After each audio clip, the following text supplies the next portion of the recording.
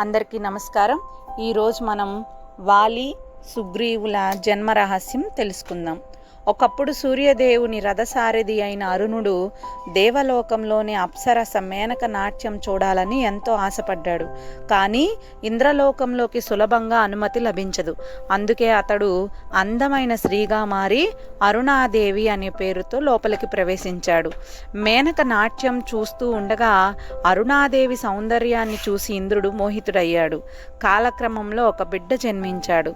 తరువాత జరిగిన విషయాన్ని తెలుసుకున్న సూర్యదేవుడు కూడా ఆశ్చర్యపోయి అరుణ్ణి మళ్ళీ శ్రీరూపంలో చూడగా ఆయనకు మోహం కలిగి మరో బిడ్డ జన్మించాడు.